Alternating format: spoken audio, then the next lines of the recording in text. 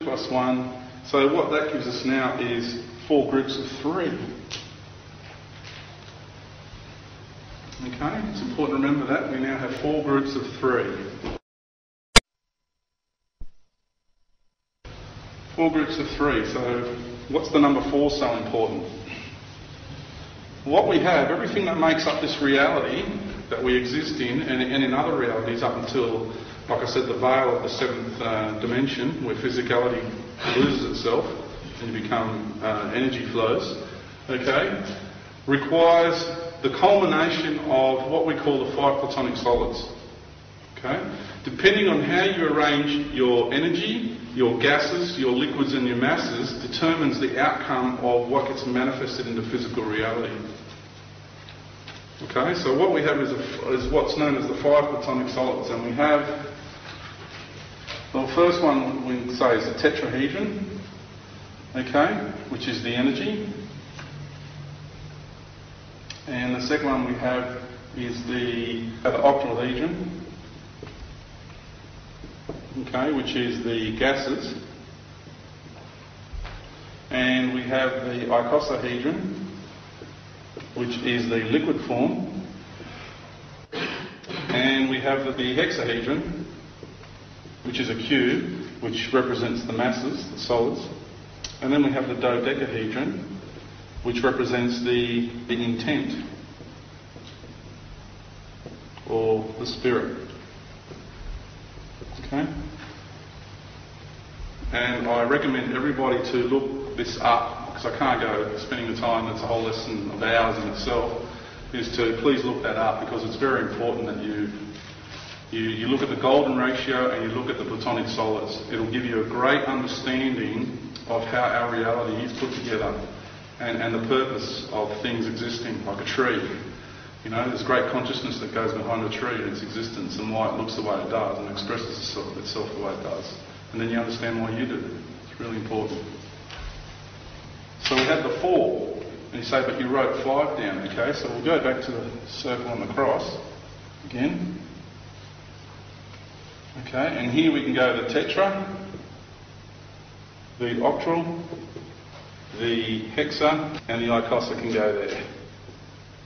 Okay? And you go, well, where does the dodeca sit? Well, that sits right in the middle. The intersection of the cross is what represents the eternal ether. Okay? The eternal flame. So that is the spirit. Or, as I said, dodeca, or the intent. Sits there. Okay? And so the 4 groups of 3 are the 3.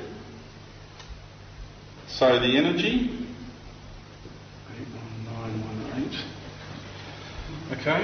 So you have the energy, the gases, the liquids, and the solids, everything that manifests this reality into being, governed by the eternal ether, okay, the eternal spirit of God. On that day of March 21, 2013, will be unified into the golden light, and this reality, this planet and everything on it and in it, will lift up into that 5th dimensional bubble holograph frequency and exist in the golden age, what we call the golden age that is coming. Like I'm saying to you, to understand who I am as a being standing up here before you, sharing all this with you, I ask for you to go in here, into the heart centre, and understand who I am, whether I'm real, whether I'm the real deal here. It's important that you do that. Don't take my word for gospel, don't take anybody's word for gospel. From now on, get into the practice of discerning with your heart, chakra. Okay, that's where truth is. Namaste. Namaste.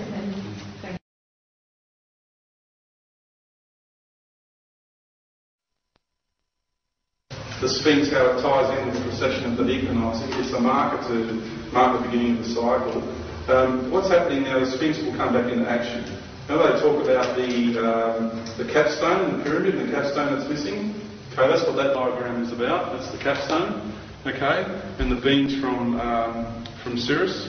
That's who we are. We are the ancient Egyptian culture who came here and started things quite early in the piece. we are now going to come back and reactivate these monuments and bring them back into their glory. You will see them in their beautiful state, the original state that they were in. We've been negotiating with the governments here for decades. Really.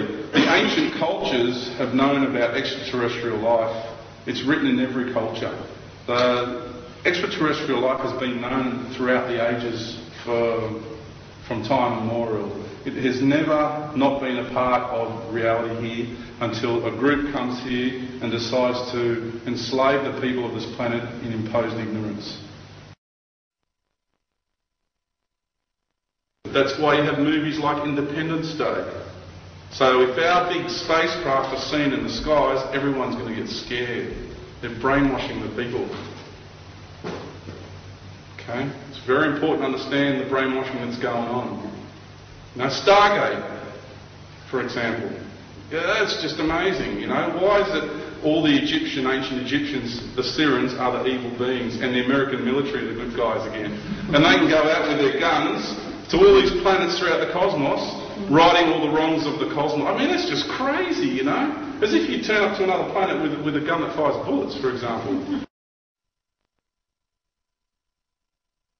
We're coming anyway, because there's a lot of beings that need to get picked up. If you have a light being and they're standing in front of the wave, the tidal wave, we'll quickly zap them up before they know it. We can get from here to Sirius in 2 to 3 minutes. Right? We operate, our ships are Merkaba vehicles. Okay? They're not made from nuts and bolts and rivets and all that. They're light vehicles. They're sentient beings, okay? Okay, that's what our ships are. Okay, when you hop on board our ships, you are connected as one with that being, with that ship. Okay? You know each other intimately. And it zaps from here to there at the speed of thought. Okay? Instantly. So any fear that anybody has in here should be eradicated. Okay? Because if you are a light being and you're supposed to be in the golden age, you'll be picked up and everything will be fine. And you'll be picked up by your own people. It won't be foreigners. You won't get on there and it'll be a bunch of aliens. It'll be your extraterrestrial race, your people. We have all the races out there sitting and waiting. If you were able to drop the veil and see the amount of ships that are out there, you would freak out. Completely freak out.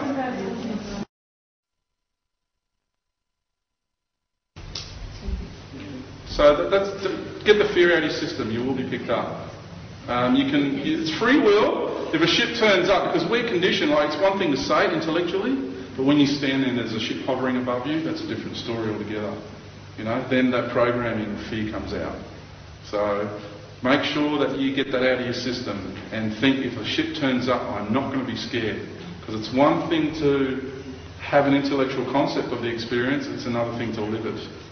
Okay? You've been brought up in a society that's programmed you with fear on that subject. And it's very important you get over it. Very important.